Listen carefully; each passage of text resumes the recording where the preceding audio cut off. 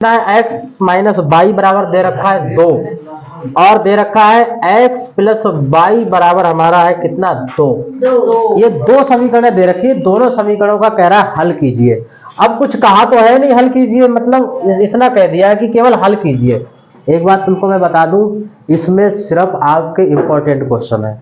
ये आप सोचो कि प्रश्नावली 1.2 नहीं है कि 2.3 नहीं है, प्रश्नावली से नहीं करा रहे, ये किससे करा रहे हैं, सब इंपॉर्टेंट क्वेश्चन, ठीक है, जो आपके एग्जाम में आएंगे और यहां से बाहर एग्जाम में कोई क्वेश्चन नहीं होगा, ठीक है, समझ गए।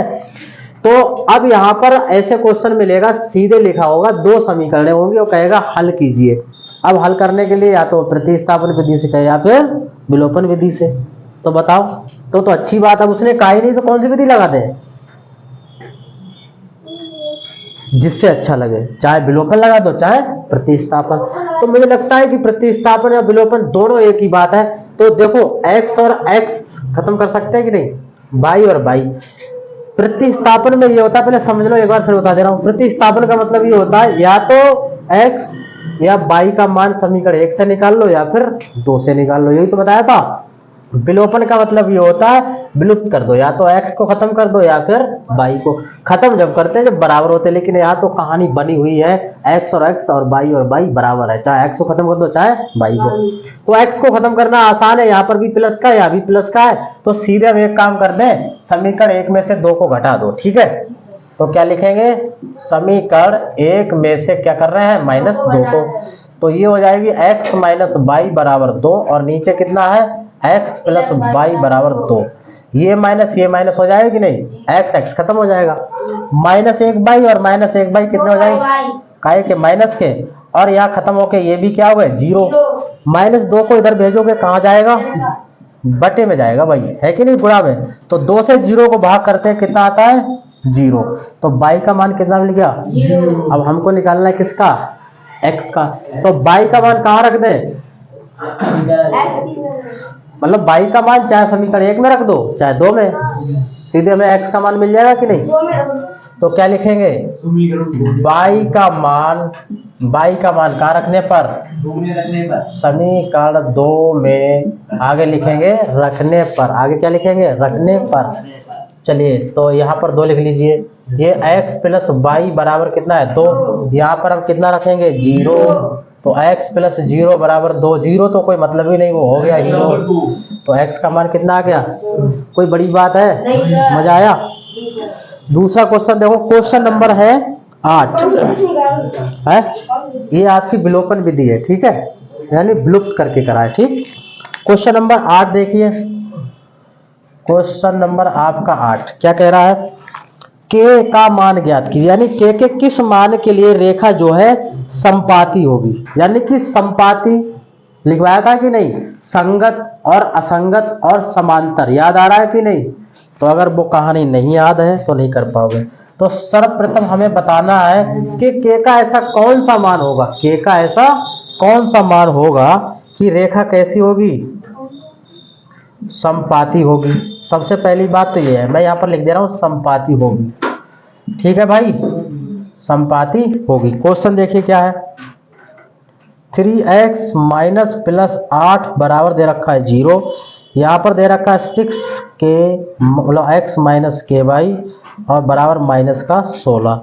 ये कहानी हमारी दे रखी है। तो संपाती की हमने तुमको एक कंडीशन बताई थी कि a1 बटे a2 बराबर b1 बटे b2 बराबर c1 बटे c2, अगर तीनों बराबर होंगे तो रेखा संपाती होगी।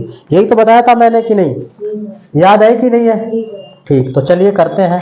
सर्वप्रथम समीकरण, इसको नाम दे दो 1 और इसको नाम दे दो 2।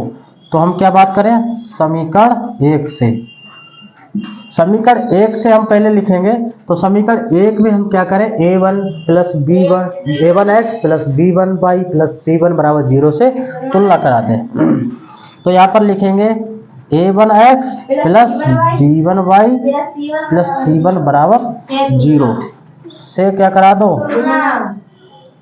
तुलना करा दो भाई। तुलना कराओगे तो देखो यहाँ पर भी x है और यहाँ भी, तो a1 की जगह कितना हो जाएगा, तो a1 बराबर हो जाएगा 3, और b1 की जगह देखो यहाँ भी y है और यहाँ भी y, तो यहाँ पर कितना आ जाएगा आपका, मतलब यहाँ से देखो बाई यहाँ पर V1 की जगह यहाँ पर कुछ नहीं तो कितना होगा माइनस का, क्योंकि माइनस आ गए। और C1 की जगह देखो ये 8 है, कितना है 8, क्योंकि यहाँ C1 की जगह कितना है 8। अब हम बात करें किससे, समीकरण 2 से, समीकरण 2 से। समझ रहे हो पूरी बात। समीकरण 2 में देखिए क्या है, यहाँ पर 2 लिया तो a2x b2 लेंगे है ना, 1 लिया तो a1 b1। ये तो बहुत सारे कई बार करवा चुके हैं लोग। तो लिखिए a2x प्लस c2 बराबर 0 से क्या करा दो, लिख लेना आगे तुलना कराने पर। तो a2 की जगह यहाँ पर बताइए कितना है 6 है, a2 बराबर कितना हो जाएगा 6, और b2 की जगह कितना, माइनस का क्या होगा भाई, होगा कि नहीं। और c की जगह मतलब c2 बराबर कितना होगा, इधर जाके प्लस हो जाएगा तो हम प्लस के 16 कह सकते हैं कि नहीं। अब उसके बाद में तीसरी कंडीशन क्या करते थे, अब अपनी वही ले लो a1 b1 है ना, a1 बटे b, हाँ a1 बटे हो जाएगा a2 बराबर हो जाएगा b1 बटे b2 बराबर हो जाएगा c1 बटे। अब इसमें ये सभी मान रख दो है ना। तो a1 का मान कितना है 3, यहाँ पर कितना है 6, b1 का मान कितना है माइनस का, b2 का मान माइनस का, और c1 का मान यहाँ से 8 ले लो, और यहाँ पर कितना 16। अब देखिए इन मान को हम हल कर ले रहे हैं, यहाँ से पूरी कहानी हमारी जो होगी वो बन जाएगी। पहले एक काम करें, माइनस से माइनस करके क्या कर लें, खत्म कर लेते हैं तो थोड़ा अच्छा रहेगा। तो k का ऐसा कौन सा मान होगा, k का ऐसा कौन सा मान होगा जब ये कंडीशन घर की कैसी होगी, संपाती होगी। अगर ये तीनों चीजें आपकी बराबर हो गई तब तो संपाती होगी, और बराबर नहीं हुई तो क्या संपाती होगी, नहीं होगी ना। तो चलिए इनको बराबर ले लेते हैं। 3/6 बराबर एक क्या हो जाएगा 1/k, और तिरछी गुणा करा दो, ये हो जाएगा 6, और ये हो जाएगा 6 एकम 3 को इसके बटे में भेज दो, तो k बराबर कितना जाएगा 2 आ गया। अब जहां पर k है उसका मान रख दीजिए, ठीक है कि नहीं। यहाँ पर रखेंगे तो बराबर हो जाएगा 3/6 बराबर 1 कितना आ जाएगा 2, और बराबर 8/16। अब तो ये बराबर आए ही नहीं, तो कैसे आएंगे, 3 दूनी 6, 8 दूनी 1/2 बराबर 1/2 बराबर 1/2 है कि नहीं, संपाती होगी। तो k का वो कौन सा मान होगा, k का कौन सा मान होगा 2, जो रेखा संपाती होगी। कोई दिक्कत है यहाँ तक, सही है।